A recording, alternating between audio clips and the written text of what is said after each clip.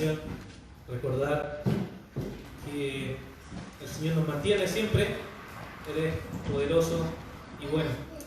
Vamos a abrir la palabra de Dios en 1 de Corintios, en el capítulo 3.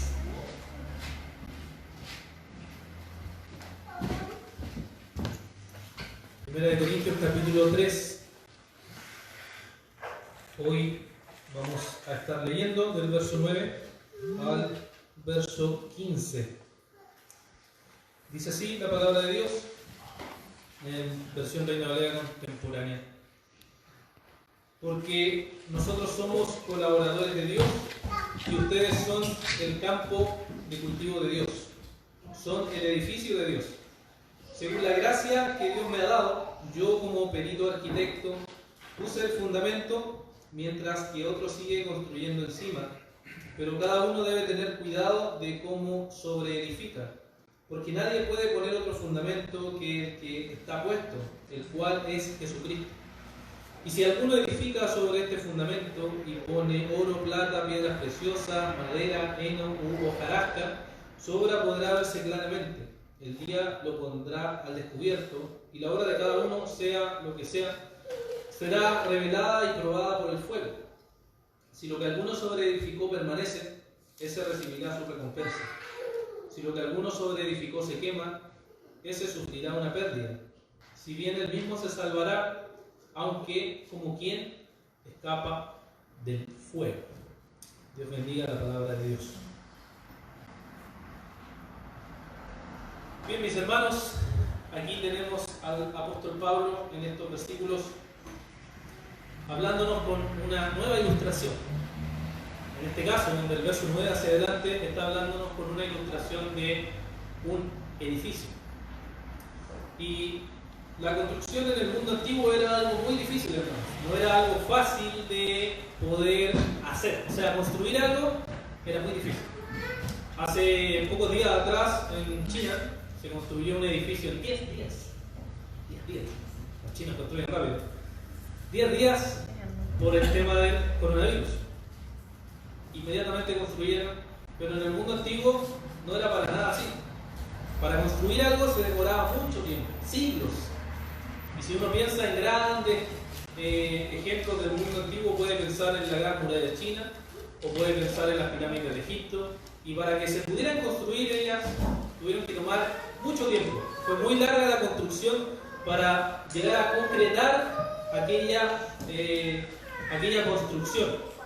Y si nos acercamos un poquito más a nuestro tiempo, en lo que se llama Edad Media, mal llamada Edad Media, podemos encontrar algunos ejemplos también de cómo se demoraban en construir muchas cosas, muchas catedrales, generalmente que eran catedrales católicas, las cuales se construían y se demoraban mucho tiempo. Por ejemplo, en Alemania hay un templo católico que es inmenso, que se le conoce como la Catedral de la Colonia. Lo puede googlear y lo va a encontrar. Una catedral inmensa, hermosa, bella, en el sentido arquitectónico, el cual se construyó y está en el centro de la ciudad. Y comenzó su construcción en el año 1248 y terminó en 1880.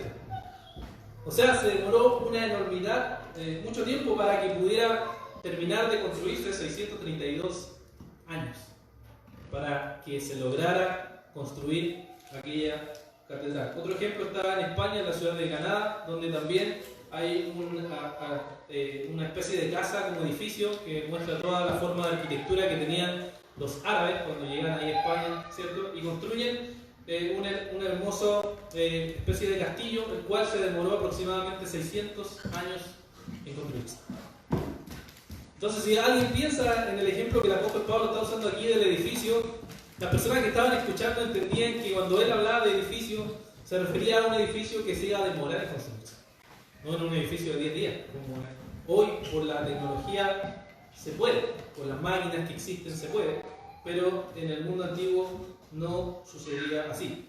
Y es bueno que recordemos que Pablo empieza en el capítulo 3, en este capítulo que vimos la lectura, donde Pablo había comenzado a exhortar a los hermanos y a decirles que ellos se estaban comportando como bebés espirituales y que tenían que haber comido ya del alimento sólido, pero aún seguían siendo bebés espirituales. Y Pablo les reprende y les dice, ¿cierto? Ustedes siguen siendo eso, porque vemos celos, vemos contienda entre ustedes, vemos conflictos entre ustedes y siguen siendo iguales. Y después, como ellos habían sido tan carnales, estaban proyectando esa forma carnal en los líderes de la iglesia, y el apóstol también le tiene que decir, no tiene sentido que ustedes digan yo soy de Pablo, yo soy de Apolos, porque al final todo es de Dios.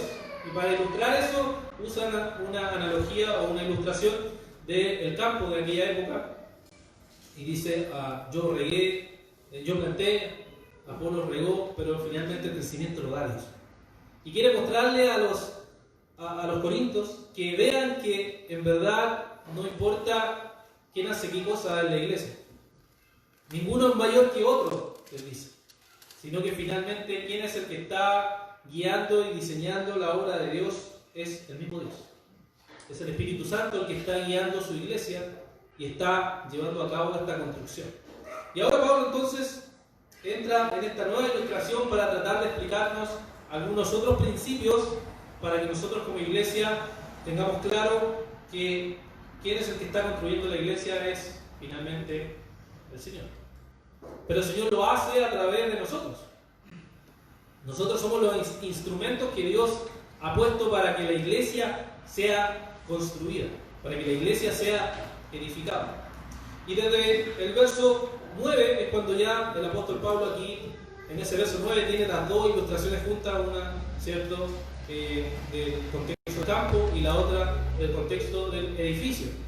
Y ahí es cuando dice ustedes son edificios de Dios. Y de ahí empieza del verso 9 hacia adelante a desarrollar entonces esto del edificio. Y si uno ve entonces del verso 10 al verso 11, se va a encontrar con algunas cosas que el apóstol nos dice para aclararnos cómo es este tema de que somos edificio de Dios.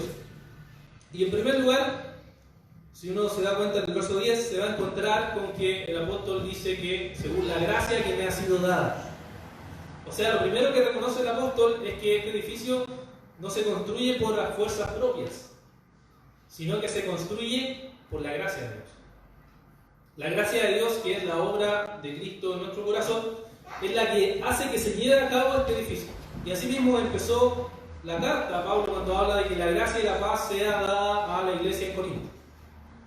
O sea, la iglesia ha recibido la gracia y la paz del Señor. Y Pablo mismo reconocía que en verdad no había sido él quien había llevado a cabo toda esta obra que él había estado haciendo como el edificio de Dios, sino que había sido la gracia de Dios. En esta misma carta, en el capítulo 15, 1 Corintios capítulo 15, versículo 10, el apóstol dice estas palabras: pero por la gracia de Dios soy lo que soy, y su gracia para conmigo no ha sido en vano, pues he trabajado más que todos ellos, aunque no lo he hecho yo, sino la gracia de Dios que está conmigo.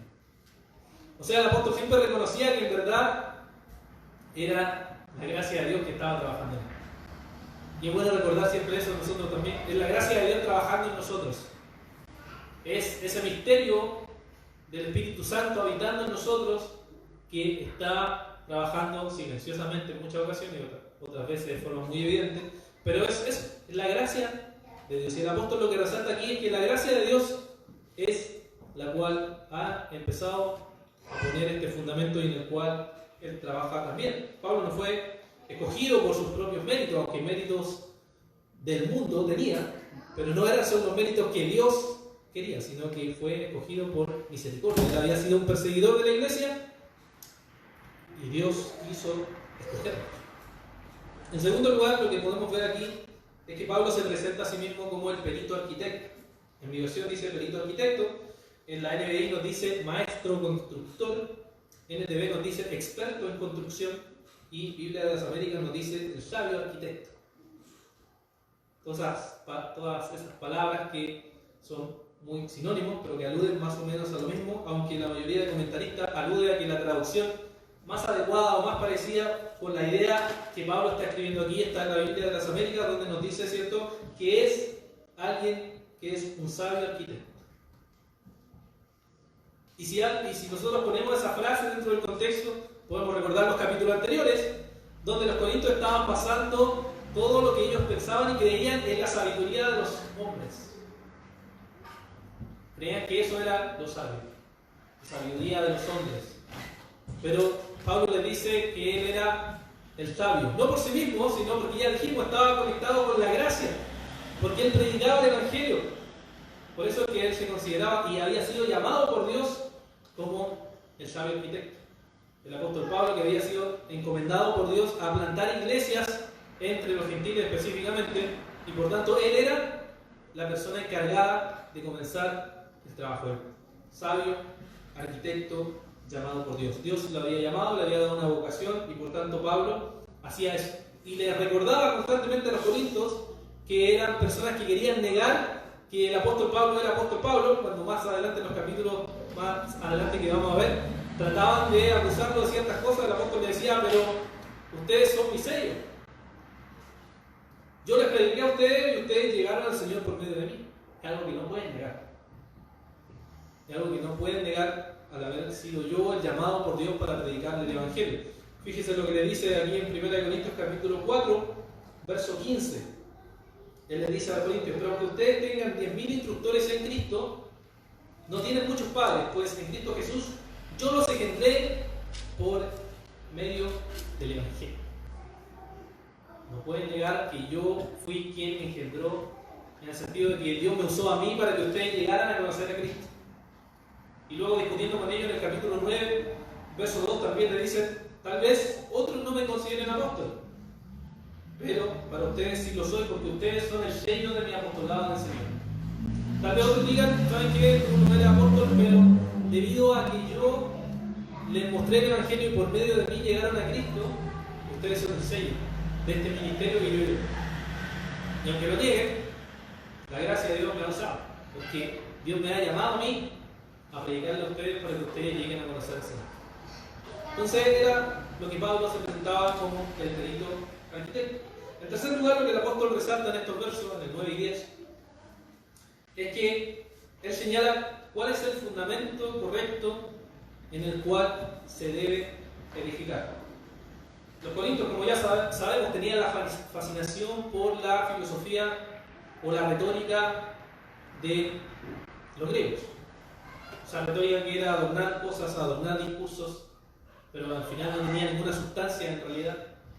Y tenían esa fascinación, les gustaba, les parecía atractiva, les parecía sabia, les parecía mejor que el Evangelio. Y habían caído en eso. Y habían empezado a edificar la iglesia a partir de eso. A partir de discursos bonitos, pero que finalmente no tenían ninguna sustancia real. Por eso Pablo, como ustedes, como hemos estado viendo, ¿cierto?, les recordaba en varias ocasiones que el Señor era el único fundamento de la iglesia. Y el versículo más explícito es 1 Corintios 2:2, donde dice Pablo, más bien al estar entre ustedes no me propuse no saber ninguna otra cosa sino a Cristo y a este crucificado. O sea, mi único mensaje para ustedes es que Cristo es el fundamento de la iglesia. Su obra es el fundamento de la iglesia y no hay otra cosa. Si ustedes ponen otra cosa, entonces están tratando de cambiar el fundamento. Y el fundamento es Cristo. Su muerte, su resurrección, su ascensión a los cielos, ese es el mensaje, fundamento o fundante de la iglesia. Ningún otro mensaje. Si nosotros alteramos ese mensaje y empezamos a predicar otras cosas, entonces lo que estamos haciendo es distorsionar el Evangelio o diluir el Evangelio. Y en cuarto lugar, Pablo señala que otros deben seguir construyendo encima, pero hacerlo con cuidado. La edificación requiere cuidado. Más en el mundo antiguo, ahora por lo menos tenemos ciertas cosas de seguridad, pero en el mundo antiguo, o sea, se caía una piedra, se movía algo mal, estaba muerto. No había salvación. Si un edificio se construía mal y había un poquito de temblor, estaban muertos. No había salvación. Por eso Pablo les dice, pueden edificar o sobre edificar encima, pero deben hacerlo con cuidado. Porque si no lo hacen con cuidado, entonces no están edificando ni construyendo bien. No lo están haciendo bien. No lo están construyendo como Dios desea que edifiquen esta iglesia. Y estas cosas que nos dice el apóstol Pablo aquí en estos versículos son tan relevantes para los hermanos corintios de aquella época como lo son para nosotros en nuestra época. Aún siguen siendo importantes, aún siguen siendo cosas importantes que debemos considerar a la hora de participar dentro de una iglesia o participar de la edificación de una iglesia. ¿Por qué? Porque en primer lugar, todo lo que hacemos, al igual como nos dice el apóstol Pablo, todo lo que hacemos lo hacemos por la gracia de Dios. La gracia de Dios es la que nos ha convertido, la que nos está convirtiendo para ser más santos y para vivir más conforme a la voluntad del Señor. No son simplemente nuestras fuerzas, es la gracia de Dios usando nuestras fuerzas que Dios nos ha dado para ir creciendo. O sea, yo no puedo transformar a mi esposa, ni ella puede transformarme a mí, es imposible, es la gracia de Dios. Es simplemente el poder del Evangelio el cual puede hacer eso. O yo no puedo transformar a alguien que yo quisiera que cambie o que fuera transformado por Dios, porque es solamente la gracia de Dios la cual lo puede hacer. Eso no significa que nosotros no buscamos y no usamos los elementos que Dios nos ha dado, ¿no? Que es oración, leer su palabra, congregarnos, no significa eso. Significa simplemente que al final del día es Dios obrando, el Espíritu Santo obrando. Y para edificar una iglesia es Dios quien tiene que obrar en esa iglesia para transformar. Y por eso estábamos orando que el Señor ponga en nosotros ese corazón y ese deseo de predicar el Evangelio, porque al final es su obra, es su iglesia. Él es el que tiene el poder. Por más que nosotros nos reunamos aquí y leamos su palabra, es solamente Dios quien puede transformar y obrar en nuestro corazón, para que seamos transformados por el Señor. En segundo lugar, los cristianos debemos seguir plantando iglesias. No sé si han pensado en eso, pero la iglesia existe para plantar nuevas iglesias. No esperamos 20 años vernos los mismos, 30 años de vernos los mismos. No, el propósito de la iglesia es que la iglesia se expanda, crezca y otras personas conozcan a Cristo, conozcan su palabra, conozcan su evangelio. Eso, por supuesto, es lo que el Espíritu Santo también hace. Si nosotros predicamos y evangelizamos, entonces el Señor va a obrar y va a atraer a otras personas, pero debemos hacerlo en el fundamento correcto. Nosotros no podemos hacer la iglesia a nuestra manera o para atraer a la gente tratar de hacer cosas diferentes, sino que el fundamento correcto es la predicación de la palabra en la obra perfecta de Cristo. Y eso ha sido probado, hermanos, por 2000 años. Y la iglesia se mantiene. Y las filosofías cambian y los nuevos retos aparecen, por supuesto, pero la iglesia que es fiel predicando el Evangelio y que es fiel sosteniéndose en el fundamento correcto, el Señor va obrando a través de su iglesia. Va trabajando de formas que no sabemos cómo y va obrando a través de su iglesia. ¿Cuál es ese fundamento? Cristo ya no está, Cristo ya murió, resucitó, ascendió a los cielos. Y ahora nuestro fundamento se nos queda en la palabra de Dios. La palabra de Dios es ese fundamento que el Señor nos ha dejado para que nosotros pongamos nuestra confianza en ella. Y hay varios versículos que aluden a ese fundamento. Por ejemplo, en Efesios capítulo 2, versos 20 al 21, usando este mismo lenguaje de edificar y de construir, el apóstol Pablo escribe a la iglesia en Éfeso y les dice en Efesios capítulo 2, versos 20 al 21, dice: y están edificados sobre el fundamento de los apóstoles y profetas, cuya piedra angular es Jesucristo mismo. En Cristo todo el edificio bien coordinado va creciendo para llegar a ser templo santo en el Señor. En Cristo también ustedes son edificados en unión con Él, para que ahí habite Dios en el Espíritu. El apóstol le estaba diciendo, ¿cierto? El fundamento, la piedra angular o la piedra central de este edificio es Jesús. Y luego ustedes construyen sobre los apóstoles y profetas, o sea, sobre la revelación del Nuevo Testamento. Y luego, a partir de ahí, ustedes siguen construyendo, pero no poniendo un fundamento nuevo, sino lo que ya está, lo que Dios ya reveló, lo que Dios ya puso como fundamento y como base, que es la Biblia. La Biblia es nuestro fundamento. Y a partir de ahí, de lo que Dios ha puesto en su palabra, nosotros construimos este edificio que es la iglesia. No podemos inventar, no podemos caer en la tendencia de querer, ¿cierto?, hacer cosas diferentes que la palabra de Dios nos manda a hacer, sino que debemos ser fieles a predicar su palabra. Por supuesto, podemos contextualizar la palabra, pensarlo, y eso es lo que se hace en las predicas, pensarlo por lo contemporáneo, pensar cómo responde a ciertos desafíos, pero finalmente es el Evangelio el cual nosotros predicamos y sabemos que el problema del hombre es el pecado, necesita reconciliarse con Dios y necesita la esperanza que es Jesucristo. Nuestro problema como cristianos sigue siendo igual. El problema es el pecado y por eso peleamos, y por eso nos enojamos, por eso tenemos conflicto, porque es el pecado. ¿Qué tenemos que hacer? Arrepentirnos, ir a Cristo y encontrar reconciliación con Él, y por tanto eso nos va a llevar a reconciliación con el prójimo. Sigue siendo el mismo problema, el pecado, pero el fundamento es el mismo.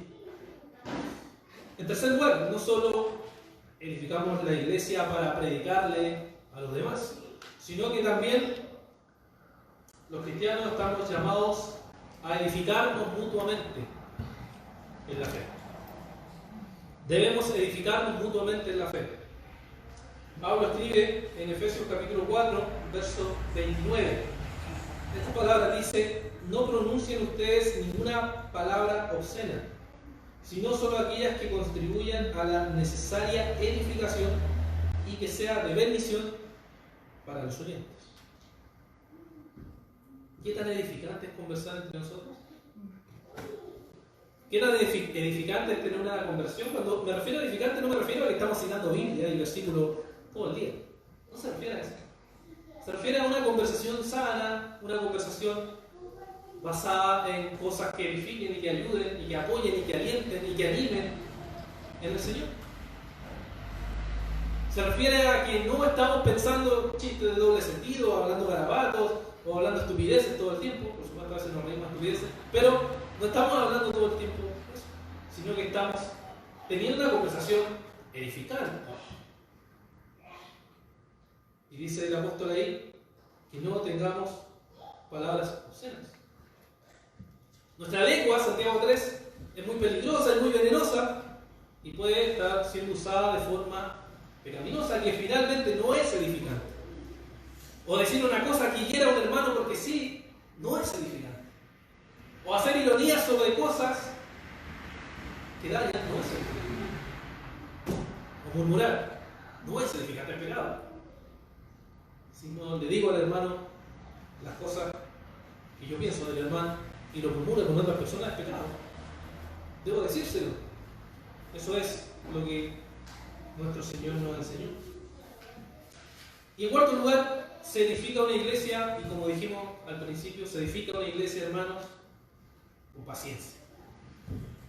La edificación es larga. Y yo le hago este llamado consciente a ustedes para que sepan, hermanos. Participar de esta iglesia es edificar una iglesia. Y eso significa tiempo, trabajo, conflicto, dificultades. Eso es edificar realmente una iglesia. La gente siempre admira a, no sé, los puritanos, son un ejemplo. Siempre dice, wow, cómo ellos tenían esa iglesia y cómo predicaban el evangelio. Me hubiera gustado que me pastoreara tal pastor. Pero si uno se mete a la historia, se mete a los libros, empieza a leer detalles, va a decir, no, mejor no. Y mejor no me haya pastoreado hacer. Porque la verdad es que todos, al ser humanos y al ser pecadores, hay cosas que a algunos les va a parecer muy fuerte, o quizás fue muy suave aquí, o fue muy excesivo aquí, o fue menos excesivo aquí, y es porque eran pecadores. Y es porque hacían prácticas que quizás para nosotros, en nuestra cultura, serían incluso escandalosas, pero eran parte de cómo ellos practicaron la fe y el evangelio en aquel momento. Y para que esa iglesia surgiera y quedara legados, fue difícil. Gente murió entre medio. Gente predicó por años entre medio. Gente oró por siglos, por decirlo, para que otras personas sean salvas. No fue fácil. Nunca ha sido fácil, hermanos, la iglesia. Nunca ha sido algo que va a ser así. de inmediato, de forma espontánea, como el mundo nos propone todas las cosas, sino que la fe cristiana es algo difícil. El crecimiento de la iglesia es lento, es trabajado, el pastorado es lento, trabajado, para que haya cristianos maduros, es lento y trabajado, y las pruebas, las dificultades te van a formar para estar capacitado. Y esa es la invitación a trabajar en una iglesia en la cual vamos a edificar, y en la cual va a costar, en la cual va a haber dolor, y en la cual vamos a edificar para la gloria de Dios. Eso es cristianismo. Eso es el verdad. No es camino fácil para nada. Y todos estos principios podemos tomarlos de aquí, de esta edificación que vemos. Y Pablo entonces en los versos 13 y 14 empieza a hablar de cómo estos constructores que están aquí llevan sus elementos, y estos elementos son probados por el fuego. Recordemos que es el Señor el que encomendó a la iglesia a edificar o a construir esta iglesia. Él es el principal que dio este mandato a los apóstoles. En Mateo capítulo 16, verso 18, tenemos esa famosa afirmación hablando con Pedro, después que Pedro hace una declaración. Jesús dice: yo te digo que tú eres Pedro, y sobre esta roca edificaré mi iglesia, y las puertas del Hades no podrán vencer. La iglesia se va a mantener, dice el Señor, hasta que Él vuelva. Nada la va a destruir. Van a haber persecuciones. Esta semana estoy viendo que en Irán, por ejemplo, miles de cristianos son asesinados y nadie se entera. No sale en ningún canal y no va a salir. Eso es parte de la historia del cristianismo. Es parte de confesar nuestra fe hasta la muerte. Es parte de unirse a ese grupo de creyentes a través de la historia que muere. Eso es verdaderamente cristianismo. Y aquí lo que vemos, ¿cierto?, es esta ilustración que el apóstol Pablo va a usar para que nosotros comprendamos cómo tenemos que edificar y con qué motivaciones tenemos que edificar. En primer lugar, lo que podemos ver aquí es que la Iglesia Católica Romana toma este versículo, usted lo puede encontrar googleando en el Catecismo de la Iglesia Católica, donde ellos toman esta parte o estos versículos y ellos afirman que estos versículos enseñan el purgatorio. El purgatorio es como una etapa intermedia entre morir y el cielo. Y en ese estado intermedio hay un purgatorio donde lo que yo tengo que hacer es purgar o limpiar mis pecados, y así yo voy a tener opción de entrar en la presencia de Dios. En términos prácticos, yo me muero, no creí en Jesucristo, pero en el purgatorio tengo la opción de creer en Jesucristo, y en ese momento voy a quizás salvarme o no salvarme, dependiendo si limpio o no limpio mis pecados. Bueno, este versículo ellos lo interpretan de esa manera, pero si uno ve el contexto, es fácil ver que no es lo que está enseñando Pablo, sino que Pablo está tomando una ilustración. Nuevamente, el capítulo está lleno de ilustración, y está enseñando cuáles deben ser las motivaciones por las cuales nosotros hacemos las cosas. ¿Por qué? Porque en el día del juicio, en el día final, van a ser probados. Todas nuestras motivaciones, todas nuestras razones, todo el por qué hicimos las cosas que hicimos, van a ser probados en el día del juicio. Y vemos, Pablo lo que hace es nombrar 6 elementos en el verso 12, que dice en mi versión: oro, plata, piedras preciosas, madera, heno, hojarasca. NBI agrega hojarasca, le llama paja, y NTV también le llama paja. ¿Ya? Entonces ahí tenemos parte de estos elementos, que son 6. Los 3 primeros aluden a cosas duras o a metales duros, ¿cierto? Oro, plata y piedras preciosas o joyas preciosas, como dicen otras versiones, y las otras son cosas más ligeras, como madera, heno y hojarasca o paja. Entonces tiene esa 2 selección de instrumentos. Algunos comentaristas creen que Pablo estaba pensando aquí en el templo de Salomón, en donde se usaron varias de estas cosas, específicamente el oro, ¿verdad? Oro y piedras que se usaron en el Antiguo Testamento cuando se construían los templos, se pedían ofrendas, se daban y usaban esos mismos metales para construir el templo. Entonces aquí el apóstol se pone a señalar esto. Y lo primero que nos dice es que él señala el momento y la manera en que nosotros vamos a edificar o vamos a construir. Porque cuando lleguemos delante de Dios va a evidenciarse qué elementos eran lo que nosotros llevamos. O sea, en el día del juicio, el momento va a ser para ser probados los elementos que nosotros usamos. ¿Qué dice Pablo en Romanos capítulo 14, verso 10? Pablo habla del tribunal de Cristo.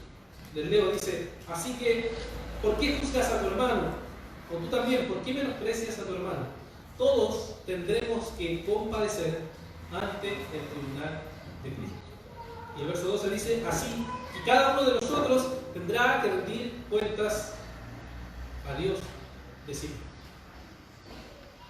Esa es una de las verdades que nosotros como cristianos creemos. Todo lo que hemos hecho en este mundo, algún día, delante del Señor, va a tener que ser rendido.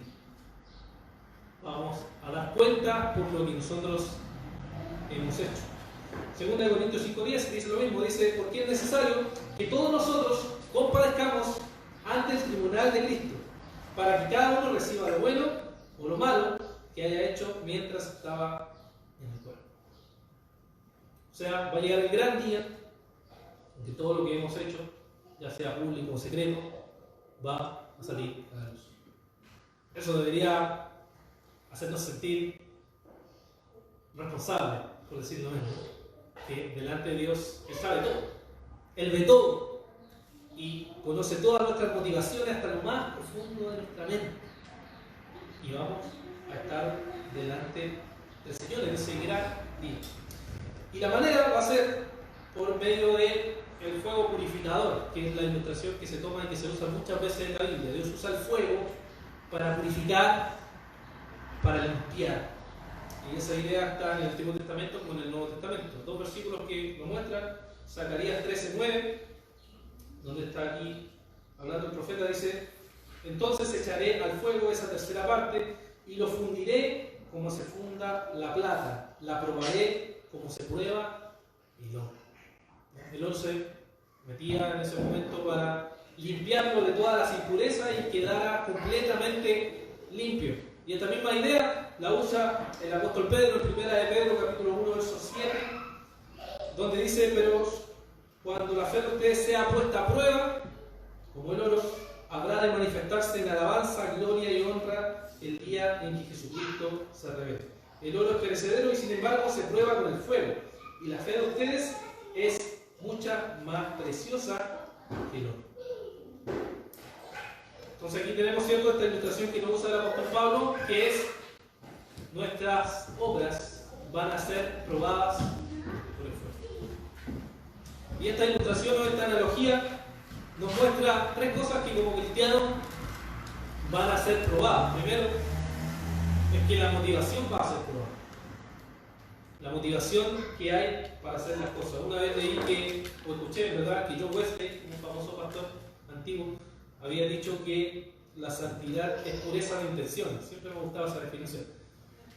No sé si es cierta, no sé si hay alguna fuente que lo pruebe, pero la escuché una vez solamente. Y decía eso, que santidad es pureza de intención. O sea, yo puedo hacer algo, pero la intención puede estar maleada, ¿cierto? O puede haber una doble intención detrás. Y eso lo puede hacer cualquier persona. Y sabemos que Jesucristo incluso confrontó a los fariseos porque ellos hacían las cosas con intención pecaminosa. O sea, ofrendaban, pero su corazón no estaba ahí. Ayunaban, pero su corazón no estaba ahí. Daban limosna, pero su corazón no estaba ahí. Y el mejor ejemplo, ¿cierto?, del publicano y el fariseo, donde él se jactaba de lo que hacía delante de Dios. Ni siquiera estaba humillado ante el Señor, sino que se jactaba delante del Señor. Y puede llegar a tal manera esa forma de motivación hipócrita que me acuerdo haber leído la historia de la iglesia en los primeros siglos, cuando los cristianos morían por causa del Evangelio y eran quemados por causa del Evangelio. Hubo una corriente de cristianos que les gustaba quemarse porque podían jactarse que eran más espirituales. Imagínense, ser martirizado, ser torturado para decir: miren, a mí me torturan, miren cómo yo sufro. O sea, hasta eso sutil puede llegar hasta esa locura puede llegar la idea de la jactancia o la motivación secreta, que yo puedo estar haciendo algo y finalmente la motivación puede ser pecaminosa, puede estar basada en formas pecaminosas. La segunda manera es la conducta, que está muy conectado con la motivación. Es que puede haber un cristiano que sea muy respetuoso o muy responsable o muy moralmente correcto, pero no necesariamente está haciendo las cosas con una conducta correcta, está conectada con la motivación. Puede estar mostrándose muy ferviente, mostrándose muy apasionado mientras está haciendo las cosas con su conducta o muy moralmente correcto, pero nuevamente su corazón está lleno, infectado de pecado.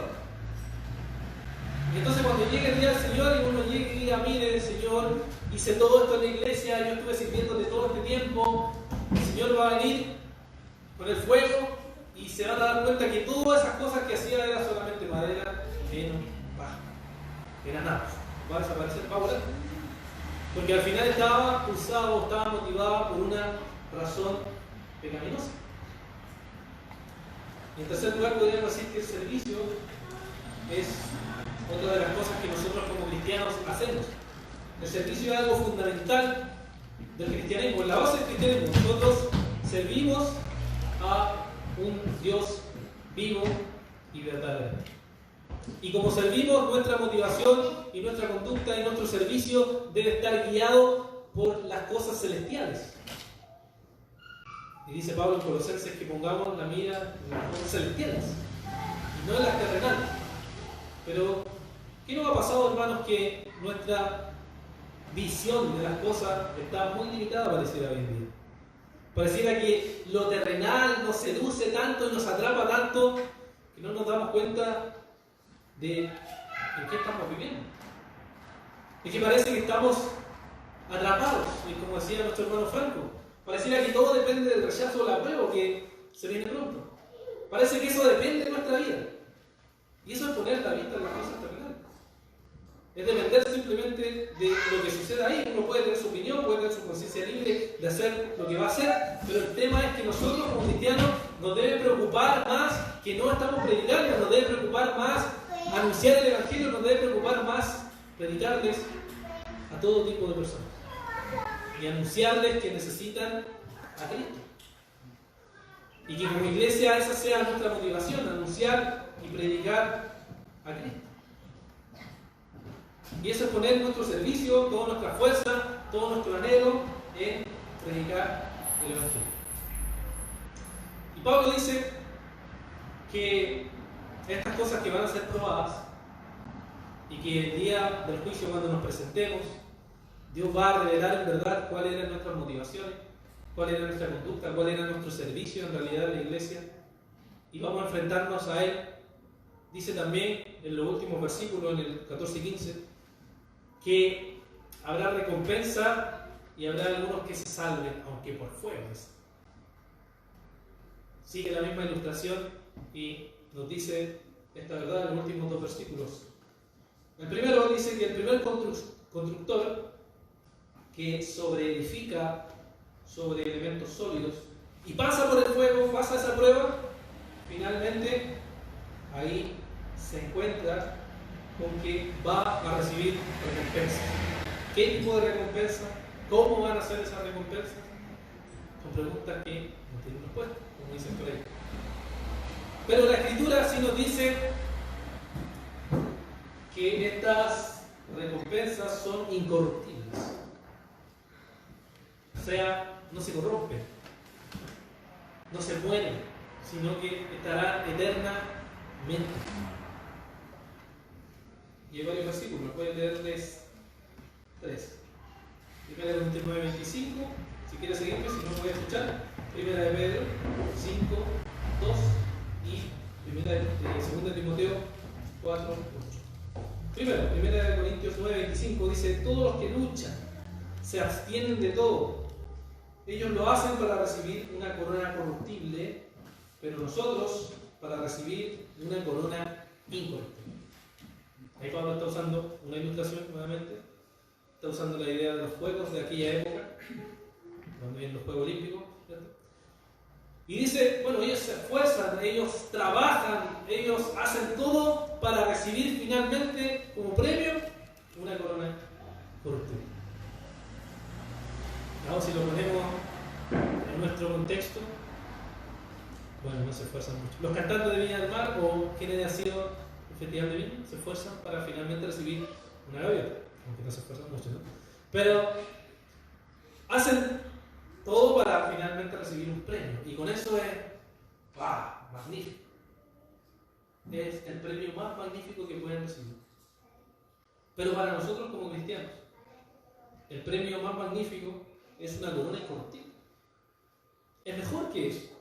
En este mundo no vamos a ser aplaudidos, no vamos a ser parte del Festival de Viña, gente que esté en el Festival de Viña, pero sí vamos a ser gente que está delante del trono de Dios, donde recibiremos nuestra corona incorruptible y pura y santa, y que nunca va a morir y que nunca va a ser destruida. Segundo versículo, 1 de Pedro 5:4, dice: así que cuando se manifieste el príncipe de los pastores, ustedes recibirán la corona incorruptible de gloria. Ya el contexto está hablando de exhortación a los pastores y le está diciendo, ¿cierto?, que guíen a su grey, que se esfuercen por su grey, que estén pastoreando su grey, o sea, las ovejas, porque finalmente va a aparecer el verdadero pastor. Todos los pastores en este mundo fallan, todos tienen pecados, pero hay uno solo que jamás lo tiene, y es Jesucristo. Él es el príncipe de los pastores. Y dice que les va a dar a los que hacen bien su pega la corona incorruptible de gloria. Nuevamente usa la idea de corona incorruptible. Es una corona que Dios va a dar. No sabemos cómo, no sabemos cuál, pero nos dice la Escritura que recibiremos la corona incorruptible de gloria. Y tercer versículo, 2 Timoteo 4:8. Dice, por lo demás, Pablo se está despidiendo aquí casi, por lo demás me está reservada la corona de justicia que en aquel día me dará el Señor, el juez justo, no solo a mí, sino también a todos los que aman su venida. Pablo está diciendo, ya estoy terminando esta carrera, estoy ya por morir, pero una cosa sé es que al morir voy a recibir esa corona de justicia de parte del Señor. Y no solo Él dice, sino que todos nosotros, todos los que esperamos su venida, anhelamos su segunda venida, anhelamos que Cristo venga y reine ya en este mundo, vamos a recibir esa corona de justicia. Hay recompensas para los hijos de Dios, pero no sabemos cómo, cuáles son las preguntas que siempre la gente hace. ¿Qué? ¿Recompensa? ¿Cómo? ¿Qué? Hay, sin saber qué y cómo. Y la segunda ilustración que el apóstol usa, ¿cierto?, es la persona que sobreedifica con elementos débiles y frágiles y pasando por el fuego, dice que se quema. O sea, los elementos que trae delante de Dios, que son las motivaciones, que son las conductas, que son las cosas que hizo supuestamente para Dios y que estaban basadas en muchas cosas superficiales, finalmente se destruyen, se consumen. Muchos comentaristas aquí dicen que la idea es que es una persona como una persona que está en un incendio y que no muere, pero escapa de ese incendio, sale corriendo porque se está cayendo todo y se está incendiando y sale, lo saca un bombero, sale y su ropa, su cara, todo está pasado a fuego, a humo, ¿cierto?, con olor de haber sido salvado. Se salvó apenas, pero como por fuego. Esa es la idea. Entonces, este cristiano es una persona que hizo obras para el Señor, trabajó en la iglesia, pero la motivación, y aquí le está hablando de la iglesia de Corinto, era pecaminosa. Sus buenas obras estaban llenas de pecado. Sus buenas obras estaban invadidas de jactancia, de arrogancia, de creerse mejor y superior a los demás, de hacerlos para que lo aplaudan, para que lo reconozcan, para decir yo hice esto. Y finalmente, cuando llegue delante de Dios, no va a valer nada, porque han sido salvadas como por fuego. La pregunta obvia aquí, ¿cierto?, es ¿Bajo qué elementos está uno edificando la iglesia de Dios? Tú. ¿Bajo qué elementos estás edificando la iglesia de Dios? ¿Bajo oro, plata, piedra preciosa o bajo madera, heno, hojarasca? ¿Cuáles son tus motivaciones para servir? ¿Cuáles son tu conducta al servir? ¿Qué servicio dispones a la obra de Dios? ¿Qué cosas dispones para la obra de Dios? ¿Te complica servir en el reino de Dios? ¿Te complica servir en la iglesia? ¿Te complica realmente dejar tu tiempo, tu dinero, tu esfuerzo, tu pensamiento, tus dones, todo para la obra de Dios? ¿Te complica realmente eso? Porque si es así, entonces hay que examinar el corazón. Hay que examinar qué hay en tu corazón. ¿Qué es lo que mueve tu vida? ¿Qué es lo que motiva? Todos tenemos deseos, anhelos y sueños, eso no es malo. Siempre y cuando estén bajo lo que debe mover toda nuestra vida. Cristo. El Evangelio. Lo que Cristo ha querido hacer en nuestra vida. Lo que Cristo ha determinado que sea hecho en nuestra vida. ¿Está puesto delante de Dios? ¿Está tu corazón ahí delante de Dios para servir a Cristo realmente? Cristo ha muerto en la cruz del Calvario. Cristo se ha entregado por nosotros y ha vencido. Y ahora nosotros tenemos toda esa gracia que Dios nos ha dado para hacer su obra. ¿Es realmente ese el deseo de tu corazón? ¿Es realmente lo que hay en el fondo de tu corazón donde nadie más ve, solo Dios?